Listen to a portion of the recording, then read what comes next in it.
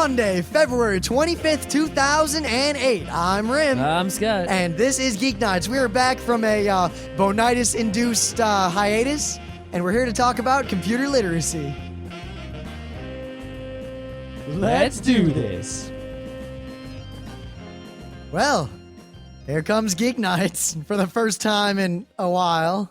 We should just quit the show. You know, it's weird. I thought, man, if I don't do the show for a week, and this is already a crazy preposition, what, not doing the show for a week and you're not going anywhere? I thought, all right, not doing the show for a week, I'm going to accomplish pretty much every non-Geek Nights goal I've had in my life combined. Accomplish nothing.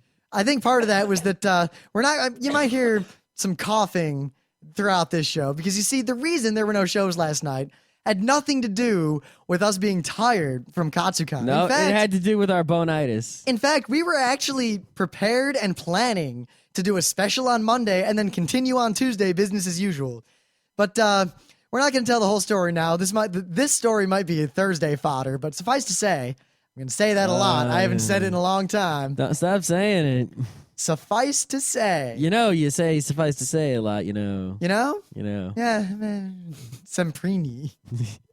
So, Thursday at the con, everything's going great. Friday, Scott's feeling a little crappy. I was feeling a little crappy Thursday. Yeah, but you were like, you were still kind of okay Friday for a while. And then Scott got sick with what I can only assume was bonitis. It was definitely bonitis. And I'm thinking, all right, all I got to do is not make out with him or anything, not too hard. And, yeah, well, you know, bonitis, you know how it transfers.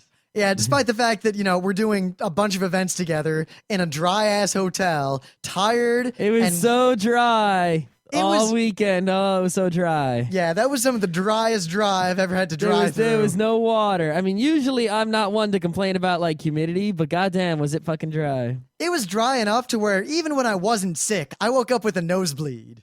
Like, ow. But it's all right.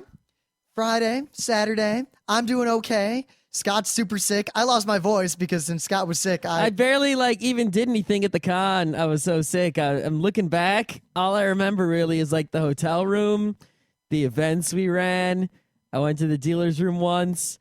I was in the video game room for a little bit. That was it. Yeah, it was a sad sight. I'd go off to take care of all the business that Scott couldn't take care of, and I'd come back to the video game room, and I'd see our Atari, and behind it at the table, I'd see Scott kind of huddled over, holding his arms close to his chest. He looked half dead.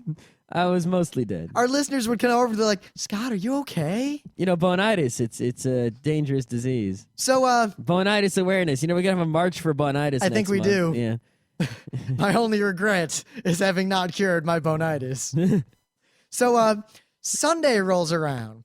I wake up feeling a little bad. I mean, but the thing is, I actually lost my voice because I had to kind of make up for the slack of Scott not yelling at people, so I had to yell twice as much. But it got worse, and it got worse, and drinks in the bar certainly didn't make me feel better like they usually do at a convention on Sunday, so So we go to the staff party at the Hard Rock Cafe, and I remember precisely 25 minutes and change into the party, I realized I have to be here for 2.5 more hours, and I just realized that I feel perhaps the third or fourth worst I've ever felt in my life. Yeah, that party was way too long for people that really didn't. I wanted to be there because we missed it last year, but I was so sick. I passed out at the table for a half hour. We couldn't leave because we had to wait for the shuttle bus to take us back. Plus, the worst thing is, I feel like shit. So, and Pete and Scott are not feeling too great either. I'll point out that everyone in the front row crew, except Emily, have gotten sick with this. Check this out, though. The Dr. Ninja guy, right? I did not see him at the con. He was there. I did not see him at all. I barely even remember that he was there, right? I did not see him or speak to him or anything. He said he got sick on his website at the con. The thing is, there might have been multiple bonitis going through Katsucon. There's no way to know just how much bonitis is going around. Because I think the real factor here is not so much that Scott was sick and gave it to all the front row crew, but it was that it was so dry. Because, bonitis spreads in dryness more so than in any other ness. Mm. And I don't think More you, so than Loch Ness? I don't know. I don't think you understand how motherfucking dry it was, not just in this convention, but in Washington, D.C. from Thursday through Monday. The humidity must have been like negative 1 billion. Yeah, God. I felt like I was in Arrakis. But, yeah, everyone at the con got sick. Pretty much everyone. The staff all got sick from what I hear. But it seemed like most people were sick towards the end or after the con and not during. Except Scott, who was sick during most of the con. I felt really bad. Emily, I felt pretty bad. Emily Let me went up to tell the ya. room and brought him some soup, and she came down. She's like, I think Scott's not going to make it.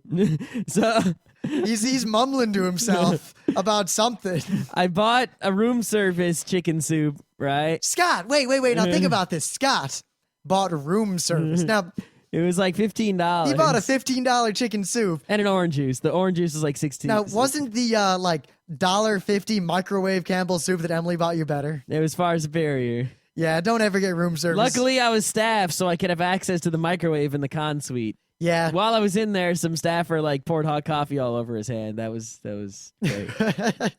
It's like I felt really bad for him, but I didn't say anything because I was really sick. Yeah. And I'm like, oh well, he's still better off than me.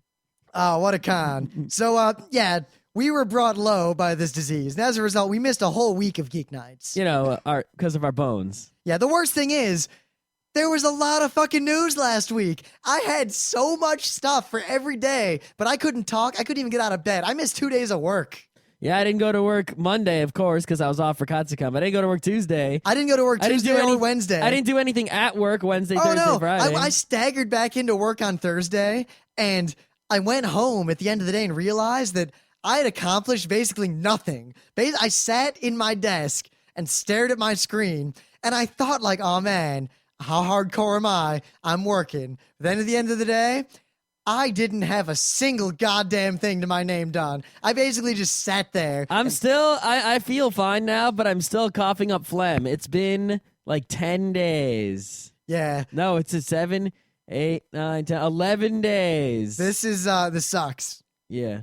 But suffice to say, You gotta cut that out. we're here doing Geek Nights, and I got some news. This is the while last Scott's episode of coughing. Geek Nights ever? Yeah, before we die of bonitis. I would like to say one thing. For all of you who were at Katsucon and made out with Scott, what you've got is probably viral bronchitis. But that aside, welcome all you new listeners. I saw a lot of you hitting the feed after Katsucon, probably going, I thought those guys had like 4 nights a week. Oh, where's this show?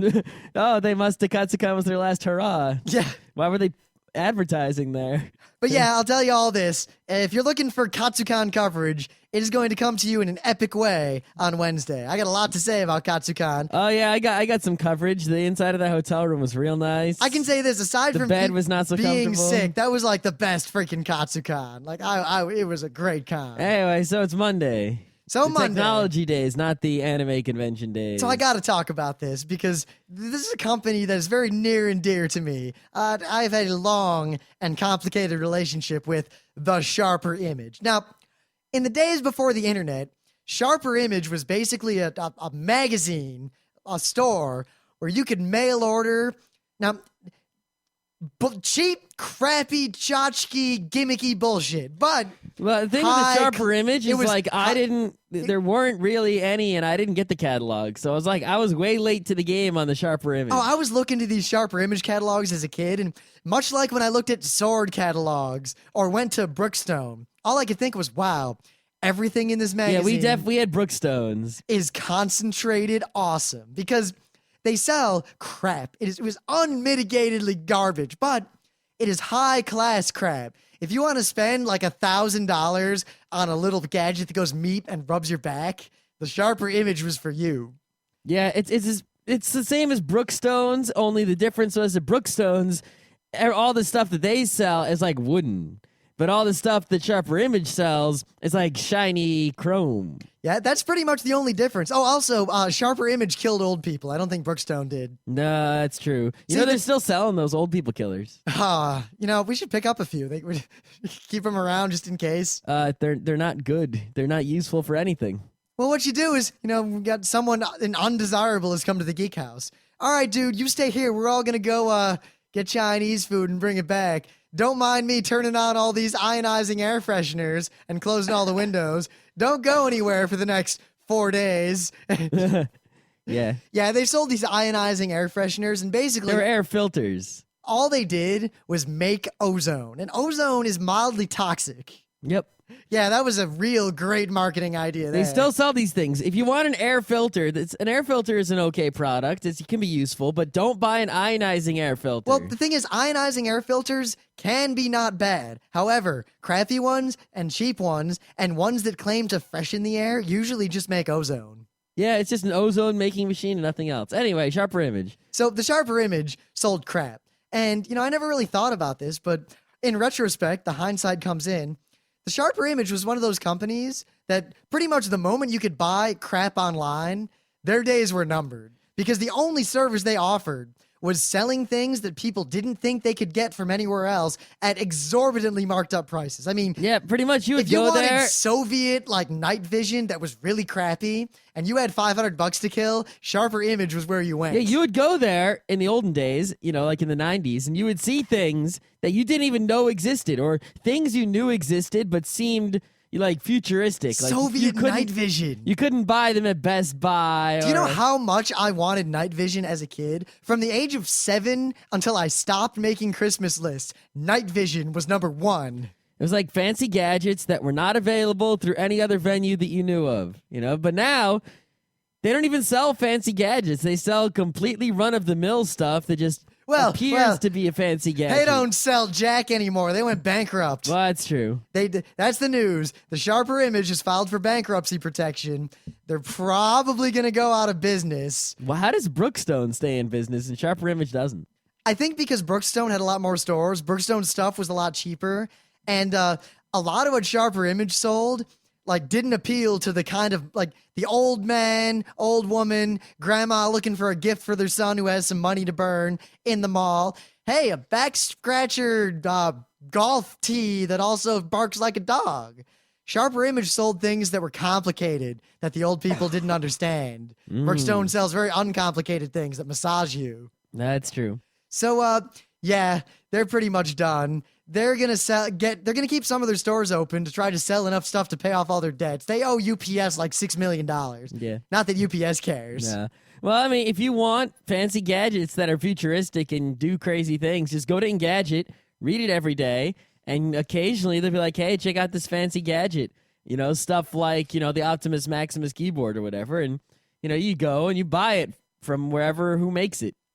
That's how things go nowadays. You don't need some Sharper Image to display to you the fancy futuristic You know what I think goodies. really killed him in the end and why Brookstone's still around? Brookstone and Sharper Image, I think, capitalized most of all on the market of people who go to malls because they'd be there. And when you went to the mall, you'd walk by it. And there's nothing interesting in the mall. You're there in this time warp with your family or something. And geeky people would go to Natural Wonder or Brookstone or Sharper Image because there were things to poke at that went neat. And you could entertain yourself for 10 minutes before you got on your way. Yep. Now, geeks don't go to malls. Geeks shop on Amazon. They hate malls. They don't go to malls unless they're going to play DDR in the arcade because malls are the only places that have arcades anymore. Yep, that's true. Geeks don't go to malls. Sharper Image markets expensive crap to semi-geeky people. Oh, well. I find this hilarious, and I hope they rot in hell. All right, so check this out, right? So hard drive encryption is something people have been doing for a while. Now, the idea of hard drive encryption, right, is, if you encrypt your hard drive, obviously, your computer needs to, read and use the data that's on your hard drive, to work, like your operating system, whatever. So, encrypting the hard drive isn't, going to prevent you from all sorts of security, like worms and viruses and whatever. Because if you get a worm or a virus, you'll just be on your hard drive encrypted. It'll still be all evil. What hard drive encryption protects you from is it protects you from someone coming into your house, taking your hard drive, and then reading the data off. So yes, no, we're not talking about file encryption. I can have an encrypted directory where all my whatever it is that I'm trying to hide is in there, and that's a totally different thing. Yeah, we're talking about encrypting the entire hard drive, not just some files, the whole thing, right? So the operating system, everything. That way, they don't even know what files you have, let alone, it's not like with file encryption, they'd be like, oh, I see a file here, but I can't read what's in it, but I know the name. With hard drive encryption, it's, I have no idea what's on this hard drive. It may as well be blank. But you type in a password and you have the decrypting software in your BIOS or whatever, and now you can use the encrypted drive. But so if someone stole your computer, they wouldn't get any of your data if your drive was encrypted. Or if the police came to arrest you, you turn your computer off, now they can't get your data, right? That's of course, if you're one of those people where, oh snap, the police are going to come and take my computer one day, and you're not a teenager anymore, because every teenage geek thinks that often, but it's never going to happen unless you're doing something actually bad. But a better way to go about that is to use nothing but live CDs, keep everything resident in RAM at all times. Well, that's what I'm going to talk about in a second. See? Oh. Yeah. When you encrypt your hard drive like that, right? You still need a piece of software to be running at all times that, is constantly decrypting and encrypting all your reads and writes to and from the drive. Unless you get an encrypted, hardware hard drive. I guess. There are things that do that. I guess there are. But the point is that most of these solutions, the way they work, is you turn the computer on, and at some point it asks you for the passphrase to unlock the keys, right? And then it loads the keys into RAM, and then the software, reads the key in RAM and, reads and writes to the drive, and decrypts and encrypts everything with the key that's in RAM, which is fine because if someone steals your hard drive or you turn the computer off, it doesn't stay in RAM. They can't get your key. They basically need your computer and your password, your passphrase to get the key loaded into RAM to get the software working, and it succeeds at the job it's supposed to do. However, some guys have discovered, and this is sort of obvious if you think about it, right? So you got some RAM. You know how RAM works? Well, the RAM can work in many different ways. It's just memory that's, random access. But specifically, the DRAM that's in your computer works this way. It's basically a bunch of capacitors, right? You know what a capacitor is? If you don't, I can't help you. Yeah, I don't even know if we talked about that. No, we didn't. But we did a show on basic computer stuff, but I think that was a little more basic than we went. Yeah, RAM is a bunch of capacitors. So if you have it's one capacitor for each bit, literally. So if the capacitor is charged, it's a 1, and if it's discharged, it's a 0. So RAM is basically... Well, sometimes it's the opposite, but don't worry about it. It doesn't matter. The specifics don't matter. Don't focus on that. It's basically your RAM is constantly charging and discharging a zillion capacitors. You have 128 megabytes of RAM. That's like 128 mega times 8. That's 1,024 million capacitors in a very small amount of space, and they're getting charged and discharged constantly, right? Okay, so you have this key in your RAM somewhere that is your encryption key, and it's in these capacitors that are either on or off. Okay, so you turn your computer off. What if I spray your RAM with Freon, right, or some other sort of compressed air coolant, take the RAM out of your computer, put it into a RAM reading thing, read the data out of the RAM, and they just did this, they proved that it works, you can get someone's encryption key. So if I show up at your house and I'm prepared and I know your drive is encrypted and I'm taking your computer, I can, with a can of compressed air and a machine to read the data out of your RAM, I can get pretty much all the data out of your RAM very reliably and decrypt your drive. So make your RAM warm, I guess, when you turn it off. We should have little RAM heaters. You turn your computer off. And how long after you turn your computer off is the data still there? You pretty much, you spray. It's not that long, but it's long enough to where it can be a threat if someone is prepared to... So basically, if Mission Impossible happens in your house, it's not. It's more than Mission Impossible. It's Mission sort of likely. How long did they say? They didn't say, but they did it. I really don't believe that it's more than a few seconds. It might be a minute. I don't know. I didn't even read that. A minute is not that much of a concern. It's not very long because that means that you are still getting Mission Impossible. Someone is coming into your house. They're gonna go ready, RAM Freon read hard drive run. Yeah. But it's not even free. Like, they did it with a can of, air, the kind of air you use to clean your computer. That's because you turn it upside down and now you have a frostbite gun. Yeah, that's true. But anyway, the point is that we need to, even though it's sort of Mission Impossible-ish. Well, you know it's what? Not it's not enough to satisfy security people. It illustrates so a much more important point, a much broader point that, and this is somewhat tangentially related, but I'm going to talk very briefly about the idea of the side channel, that you have information that you were trying to protect or access or whatever. There's information in a place, but there is kind of this ancillary external or meta information about that or dependent upon that. And a lot of times you can get information in unanticipated ways. Like there was a story a long time ago about, you can't do this with Ethernet, but with slower old networking protocols, there's that little LED that lights up whenever you're sending data. The way those really worked back in the day was that it literally just, whenever there was current going over the line, it lit up. And whenever there wasn't current, it wasn't lit up. So if you filmed those light bulbs in a data center, those LEDs with a high-speed camera, you could recreate from that film all the data that was being sent over the line. This was done experimentally several times. Yep. That is like a side channel. It doesn't work anymore. It doesn't work on Ethernet or gigabit or anything like that, but it worked on old stuff a long time ago. Yeah, that stuff that was slow. Now the lights don't actually blink, But there's all sorts of ways to get information that you might not anticipate. There are all these other channels carrying the information that you create that if you actually are worried about security, you have to pay attention to these and at least decide, all right, how much effort would it take to exploit this side channel? How much is it worth to me to defend against such an attack? I think what people are just going to start doing is when their computer shuts down, the shutdown sequence, in the operating system, is just going to write all zero, just blank out the RAM and then turn off.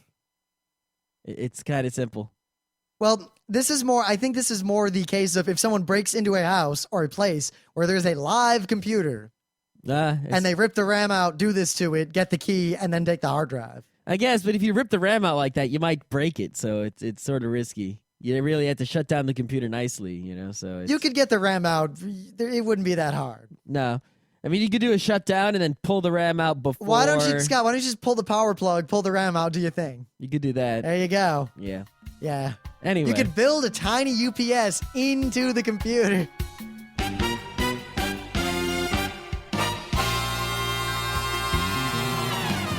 All right, it's time for Things of the Day. Now, this popped up on the internet again suddenly, and it pops up perennially, and it pops up a lot in kind of, like, people will quote it, reference it, maybe not even realize they're referencing it, but there's a film that I think a lot of the internet generation have not actually seen, and I'd highly recommend that you do. I never heard of it before just now. This is a fantastic film. The film is called Network, and it was put out in 1976, and I'm not really going to get into what it's about. Other than that, it's a lot like the film Bulworth, which is also a fantastic film that I think you should all see. It's sad that of all the great speeches that I think are great, in the top 100, many of them are fictional speeches, and this is one of them. This is just a clip from the movie, and the main character gives a sort of speech to the people watching the network news, the people watching TV at home, and it is commonly referred to as the "I'm mad as hell" speech. This is my thing of the day because I really think that everyone should see this speech, think about it, and then go and see this movie and think about what that movie is saying. And then go see the movie Bulworth and think about what that movie is saying and think about if they're saying the same thing or not. Yeah, I mean, I've heard people say, I'm mad as hell, I'm not going to take it anymore, plenty of times. I just never in my life realized it was a reference to this movie that, I didn't even know there was a thing to be referenced. And if nothing else, as a thing of the day, this is a really good video. It's one of those work you up kind of, oh man, if only someone did this in the real world. It's a little bit of sanctuary-ishness, but not much. Yeah, well, it's more of a kind of realistic sanctuariness. Yeah. It gets a little silly at the end there. Well, it kind of if you see the rest of the movie, it makes a lot more sense. But the only silly part is that when all the people start yelling outside, there's one woman. She has the most annoying voice, and yeah, I don't know who they got to do those yells. But the two people who were standing. Need some better ADR in the 70s. That was some spectacularly bad voice acting right there. Yeah, is that it? I'm mad as hell, and I think that's it. Okay, so over the years, there have been a lot of little programs that sort of, basically do fun physics things. Like they'll give you a ramp and some wheels and a ball maybe and a rope or something like that, and they'll let you arrange them in various ways, and then you can apply forces or set friction and watch what happens. Just little 2D physics engine kind of programs. There's been plenty of these, right? But there's one dude. I don't have his name. I turned my laptop off. Oh well. You'll go to the website. You'll see. Oh, yeah, by the way, I bought a new Lifeboat P8010. It's going to come any day. Oh, man. Great. He, for his master's thesis project, whatever it was in college, he made one of these physics engine things. But different from all the other physics engine-y things that I've ever seen before, this one is, first of all, it's got a superior user interface. It's got mouse gestures. He's got, a really good menu system. It looks pretty slick. It's not like some crappy Flash or Java thing like most of the ones I've seen before. I can just imagine in the hands of a competent physics teacher, this being one of the most excellent. This is the perfect example of how technology can be used to make the educational environments in this country better. Well, not this country, anywhere in the world. This is how technology should be used in the classroom. Anyway, so the program is called Fun, Phun. It's free. You just download it and use it, I guess. And you can do all sorts of crazy stuff with the fluids, with friction. You can make, machines. You can do all sorts of stuff, and it's got a really good user interface, and it can be fun and educational and awesome and cool, and it's just about everything. And everyone should probably have this, and it can be useful. And I don't know what else to say. I'm still a little bit sick. Well, I guess we can get right into the main bit and then go to bed. Yeah, let's hurry this up. Well, we've talked about this a lot. We've said multiple times we'll do an episode on this specifically because we've been asked by many of you to do an episode on this and to clarify a very important position that we brought up a lot. Yep. And the position, or the idea here, is computer literacy. We did a show a while back on how, maybe not yet, but in the very near future, within our lifetimes, being computer literate and technology literate is going to be tantamount to what literacy, as in knowing the language of English or the language of whatever country you live in. Reading and writing. It will being able to read and write. Yes, we have said many times in the show before that we believe that in the near future or even in the present, not knowing how to use a computer or not having computer literacy will be just as bad as not knowing how to read or write. And now, by just as bad, specifically, we mean just as crippling and debilitating, just as preventative of living a normal life and ever having a reasonable job. Think about how hard it is for someone to live within our Western U.S. society, not knowing how to read or write the common language. That'll be that hard to live within our society, not knowing how to use a computer in the near future. Now, when we talked about that, we had a very long episode, but we didn't really talk a lot about exactly what computer literacy means. Because a lot of people were like, well, they were like, how much do you have to know to be computer literate? How much because look at it, right? A good example is Japan, where you can know the language, you can know how to speak and read and write, but they have how many kanjis, right? Like a zillion.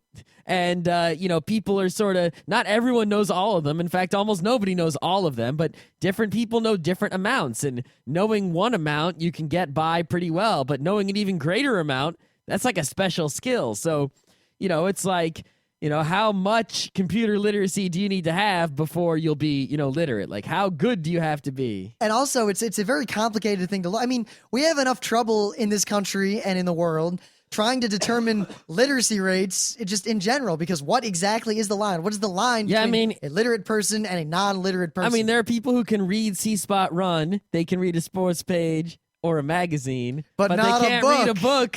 Not a book. That was well played. Yeah. But the short answer is that there is no short answer to that. And also, the answer is going to change. And that'll probably be what we impress upon you the most. Is I want to get into specifics, though, because that's the interesting part. But I guess we really need to make it clear that the bar of computer literacy is going to be ever-changing forever. Mm-hmm. unlike literacy, where language reached a point where I think And language changes pretty, language does change though. I mean, there are new words, you can, if someone who's sort of old fashioned tries to talk to someone who is sort of new and hip, they have a hard time understanding what they're saying. Excuse me, my good sir, could you direct me to the nearest pugilarium? Yeah, and at the same time, people who are very, modern with their What up, language nub? have a hard time understanding the old people's. I'd be mad Shevin. Yeah, right. Shivin, whatever. I don't even. Shiv-shav. Right. Shiv-shav. So computer literacy is a lot like that, where someone who is awesome with the Apple II, right, rocking it hard, may not be computer literate now. They may you have to really keep up to date a lot, or else you're in trouble. But at the same time, not everyone needs to be a computer expert. Not everyone needs to know everything about computers. Yeah, like you need to know how to drive, but you don't necessarily have to be Michael Schumacher. Only Yes. Michael Schumacher has to be Michael Schumacher. Or even, most people know how to drive in America. Relatively few people know more than the absolute basics of how their car functions. And even fewer than that know how to do anything about a problem with a car. They take it to a mechanic. Yep. The problem with computers is that you can do a lot more with them, and there's a lot more that can go wrong. And I guess the total depth that could be achieved is already, I think, beyond what any one person could do. There is no person who could be 100% computer literate. No, absolutely. I think computers are already beyond what humans could ever fully understand. Well, you have to understand the microelectronic engineering. All right, have a working, ready knowledge of. Yeah, you'd have to understand the microelectronic engineering, the computer engineering. You'd have to know programming from the assembly language level all the way up to the JavaScript levels. You'd have to know how all applications work. You'd have to understand how the monitor works and all the devices work and all the different electronic components. I understand all that stuff, but not to the tiniest detail. And experts at those things often don't know a lot about other things. Microelectronic engineers usually aren't amazing application programmers. Or I'm an enterprise IT guy. I know a lot about IT. I'm an awful programmer, and I barely get by in Python. Scott is an awesome programmer. He knows a lot about programming. Scott couldn't deal too well with being put in front of a Cisco router. I could deal Nor okay. should he. I could do okay with it, but not. What do you type to make it let you do anything? Turn on, bitch. There we go. All right. Telnet router. But I want to get right into it. Let's talk about right now, as in today, Monday, February 25th, 2008, in the United States of America, in an urban place. What do we believe is the line? What is computer literacy? Okay. What are the things you must know or be able to do in order for Rim and Scott to say, you, sir, are computer literate? The first two things are things that not many people realize, but it's the first thing that, old people have trouble with trying to use a computer. Oh, I know what you're going to say. You must have mastery, absolute mastery of the mouse and the keyboard. Or if you are unable to use either due to a physical problem, an equivalent input device. Yes, there are many things you can do to get by if you cannot use the mouse or the keyboard. For example, if you have no arms, you can use a thing called Dasher. Coconut Monkey, how is it that despite having neither arms nor legs, you continue to beat me? Yes, or if you have boxing gloves on your hands, you can type anyway. You need to, right? So if you need to be able to type without looking at the keyboard in whatever language it is your keyboard is in, you need to, be able to use the keyboard quickly and efficiently and know where all the keys are and know what keys do what. You need to be able to use the mouse. Now, when I say be able to move the mouse, you should be able to. Now, this might sound dumb, but we're talking about computer literacy. If we were talking about literacy, it's like be able to use phonics to figure out a rough pronunciation of a word with which you are unfamiliar. That's the level we're talking at here. Nope. You need to be able to move the mouse pointer relatively quickly from one arbitrary point to another arbitrary point. You need to basically have it in your muscle memory. If using the mouse is not in your muscle memory and you have to use your conscious brain. If you're moving your whole arm, if you're looking Well, you're at your technically hand, supposed to move your whole arm, but well, it depends. There are Yes. different schools of thought. there are but different schools of thought. You know what? When I say moving your whole arm, I think you get the image of the old lady who's like gripping the mouse for dear life and like scooting it across at an awkward angle while staring at Yes. it. You need to be able to click, you need to be able to double click, you need to be able to drag and drop, and you need to be able to do those things without really thinking. It needs to be in your muscle memory. Yes. Now, you also, along those lines, when it comes to mice and keyboards, you need to understand the jargon, the language, the vernacular of computing. You need to know what a right click and a left click and a context menu and a middle click are. A double click, a triple click. You need to be able to execute these maneuvers and, if directed to, know what they are. Yep. The fact that I run into people, well, not anymore now that I work at an awesome company, but when I worked at the hospital, I ran into people on a daily basis who had worked with computers for much of their lives who I believe could not effectively type or use a mouse. It's true. I mean, you go to people right click, they'd be like, what? The other mouse button, the one you don't usually use. Oh, okay. And right along those lines, you need to be able to identify the most basic of connectivity problems related to input devices. If you're typing and nothing happens, you look and see if the keyboard is plugged in. You know what numlock does. You hit it to see if the light is lighting up or not. Mm-hmm. You need to know where these things plug in. I mean, you don't need to know that this one's a USB or that. Well, you should know that, but you don't necessarily need to know that. But you need to know this plug goes in that hole. You know, you need to know which things go where in when you're plugging them into the box. Everyone who is computer literate should be able to, if given a new mouse and keyboard, replace their old mouse and keyboard without direction. Yep. Now, there might be drivers or crap within, like if you get a fancy mouse or a special tablet, and let's be honest, I'm talking about physically plug it in. You don't need to know about the inside of your computer so much, but you need to know about every hole on the outside. You need to know the power button, the reset button, the CD-ROM, anything that is on the outside of the box that is your computer. You need to know how that works and what it means and what it does. Yes, you need to know the difference between the reset button and the power button, and you need to know that holding the power button down is different from pressing it, and both are important. Yeah, you need to know pretty much how everything on the outside of the computer works entirely. Which hole, this is the hole where the monitor plugs in. This is the hole where the network plugs in. This is the hole where, the modem plugs in. Now, you don't need to understand them on a deeper level than that. You just need to know what plugs into what, or at least know that is not where you plug this in.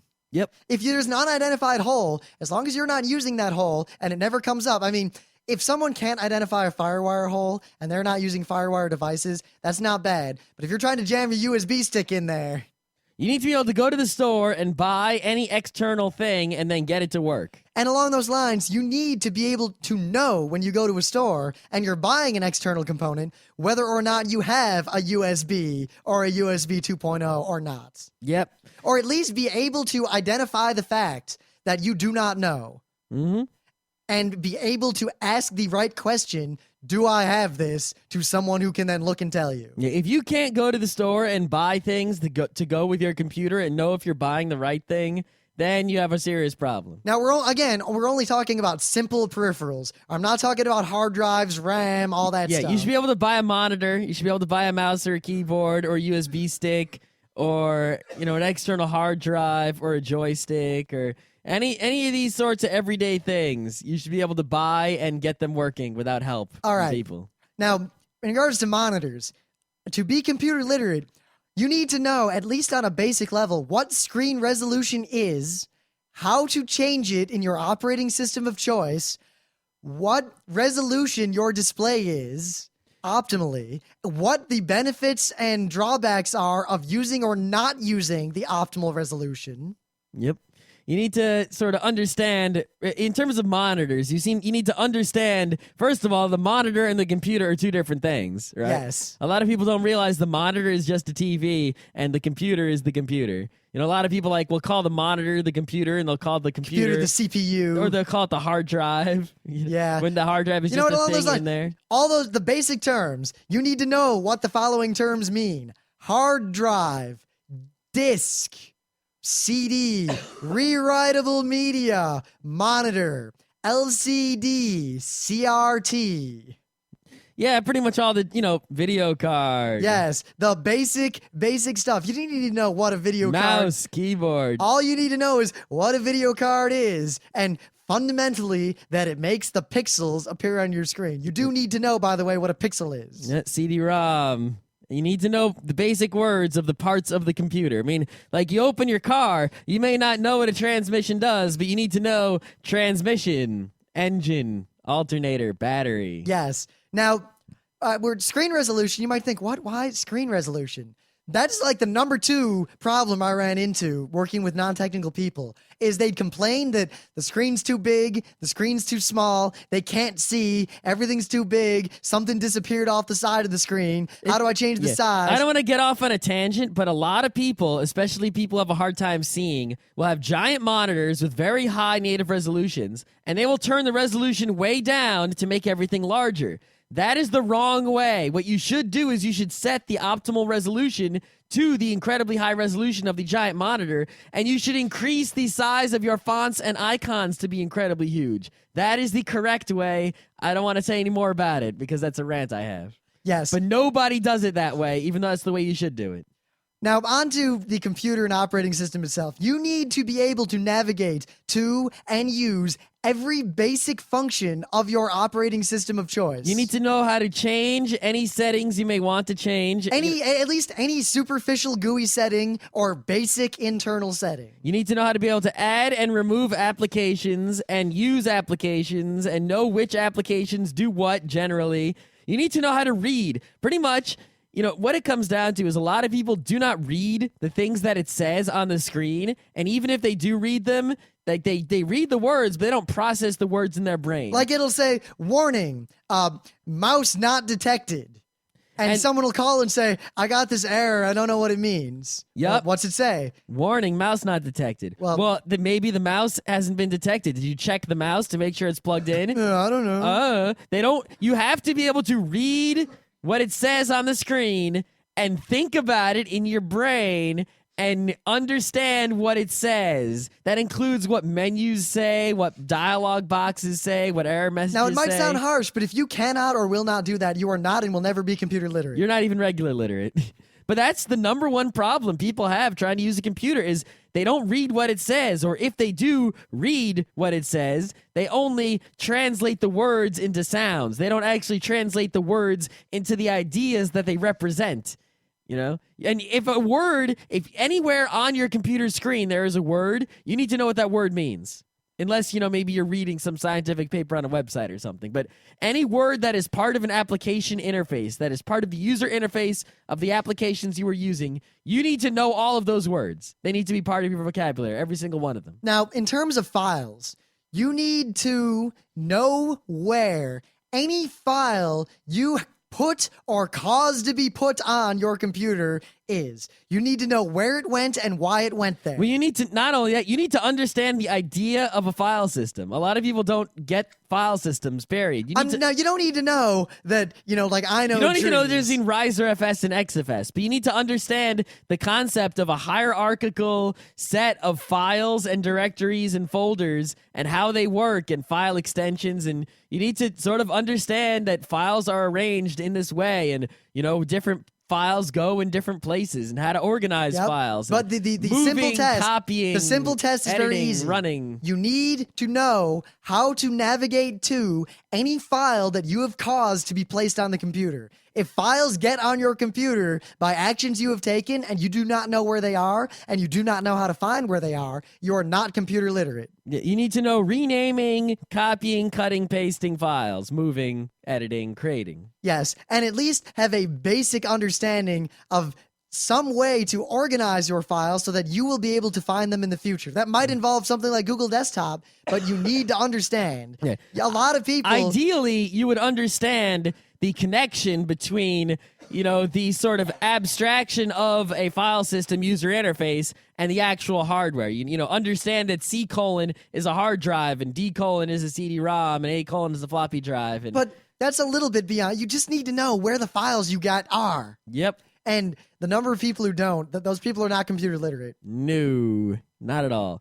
Now, the other thing I think is the hardest thing, and I don't know if it's an absolute requirement. I think it is going to be pretty much, if it isn't already, is that you should be able to pick up and install any application whatsoever for your operating system, get it installed, know how to be able to figure out by reading and looking at it intuitively how to configure it and how to use its most basic features and get it to do its basic tasks. Now, no matter what the application is. Now, there are obvious exceptions to this. Like, you shouldn't be able to pick up Photoshop and be a Photoshop master. Well, there are very clear exceptions to this. Programs that have poorly written installers, programs that are meant for technical users. Yep. My two examples are pretty much any crappily written program and WebSphere.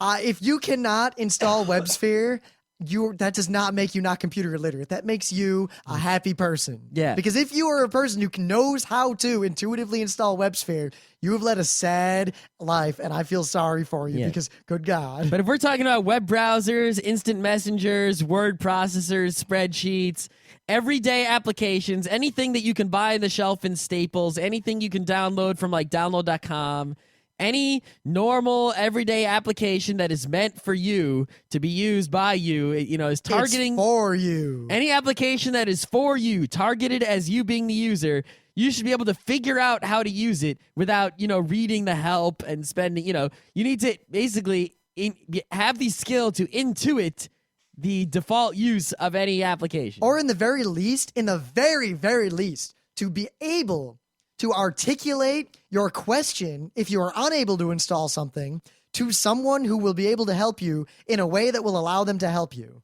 Mm-hmm.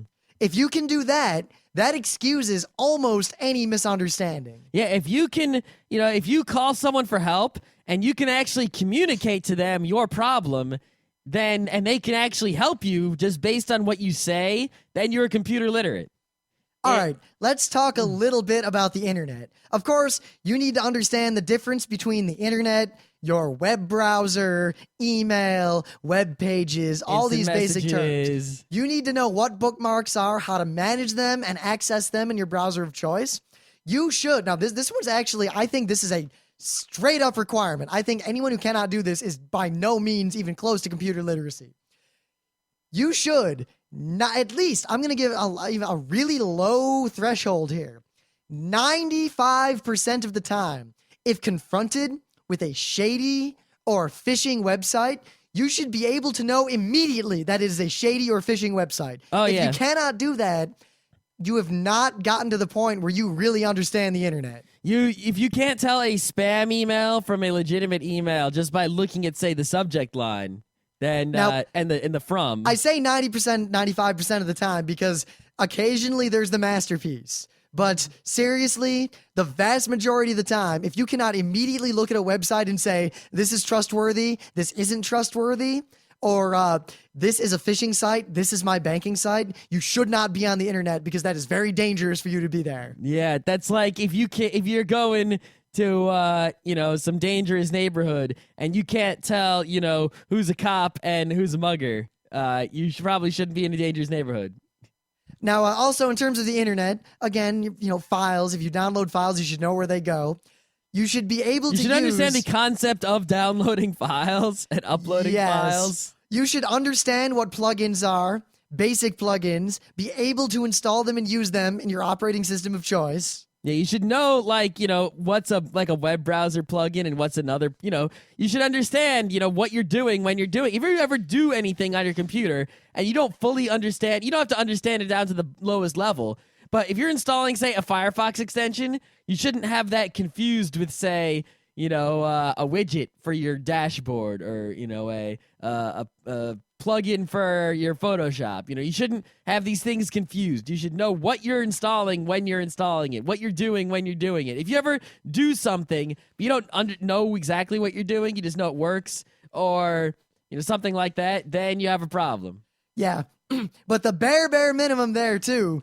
When it comes to online websites, but like websites or computers or anything that has authentication, you need to be able to come up with and remember login names and passwords, or at least have a way of retrieving said login names and passwords. And know which ones you should be able to. You have to separate the idea of which ones go where. You have to understand this is a password for this website. You need this to is a password understand for my computer. what a login and a password are and what they entail. Yep. And like a lot of people just, there's like, oh, I have a username and password. They don't understand this one is for this and this one is for that. You need to, understand, the difference in a website, an application, your operating system, your computer, the separation between which things are what, where the boundaries are between different items. Really, you need to understand that. Now, on your computer, along these lines, you need to understand what an account is, that you have one, and how to do basic account functions like changing your username, changing your password. Yeah, if you don't understand the idea of user accounts and multi-user systems, then you got a problem. Now, you don't need to understand how to elevate something administrative, whatever, I mean, we're talking about the lowest level here. You need to understand that accounts exist, that you have one, that you log into it. Maybe you've set it up to log in automatically. That there can be more than one account. But you have to know that you have done this. Yep. And I think that covers pretty much 99% of what constitutes basic, minimal, absolutely minimal computer literacy. I mean, I think we could probably go on more. I mean, that's for right now. In the future, it's only going to be more and more that you're going to need to know. Things are going to get more complicated, or, there's going to be new things. You're going to have to understand these new things.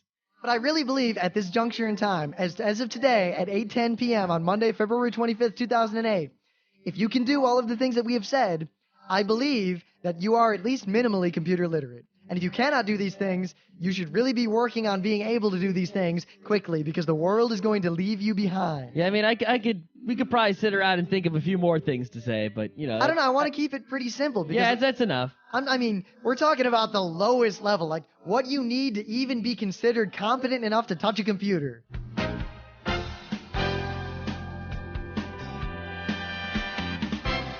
This has been Geeknights with Rim and Scott. Special thanks to DJ Pretzel for the opening music. Be sure to visit our website at www.frontrowcrew.com, where you'll find show notes, links, our awesome forum, a link to our Frapper map, and links to all the RSS feeds. We say feeds plural because Geeknights airs 4 nights a week, covering 4 different brands of geekery. Mondays are science and technology. Tuesdays, we have video games, board games, and RPGs. Wednesdays are anime, manga, comic nights. And Thursdays are the catch-alls for various rants and tomfoolery. You can send us feedback by email to geeknights@frontrowcrew.com. Or you can send audio feedback via Audio. Just click the link that says Send Me an Audio on the right side of our website. If you like what you hear, you can catch the last 100 episodes in iTunes or in your favorite podcatcher. For the complete archives, visit the website, which has everything. Geeknights is distributed under a Creative Commons Attribution Non-Commercial Share-alike 2.5 license. This means you can do whatever you want with it, as long as you give us credit, don't make money, and share it in kind. Geeknights is recorded live with no studio and no audience. But unlike those other late shows, it's actually recorded at night.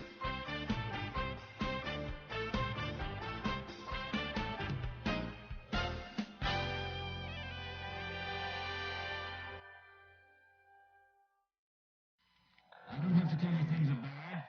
Everybody knows things are bad. It's a depression. Everybody's out of work, or scared of losing their job. A dollar buys a nickel's worth. Banks are going bust. Shopkeepers keep a gun under the counter. Punks are running wild in the street. There's nobody anywhere seems to know what to do, and there's no end to it. We know the air is unfit to breathe, and our food is unfit to eat. We sit watching our TVs while some local newscaster tells us that today we had 15 homicides and 63 violent crimes, as if that's the way it's supposed to be. We know things are bad, worse than bad. They're crazy. It's like everything everywhere is going crazy, so we don't go out anymore. We sit in the house, and slowly the world we're living in is getting smaller, and all we say is, please, at least leave us alone in our living rooms. Let me have my toaster and my TV and my steel-belted radios, and I won't say anything. Just leave us alone. Well, I'm not going to leave you alone. I want you to get mad. I don't want you to protest. I don't want you to riot. I don't want you to write to your congressman because I wouldn't know what to tell you to write. I don't know what to do about the depression and the inflation and the Russians and the crying in the street. All I know is that first, you've got to get mad. You've got to say, I'm a human being. God damn it. My life has value. So, I want you to get up now.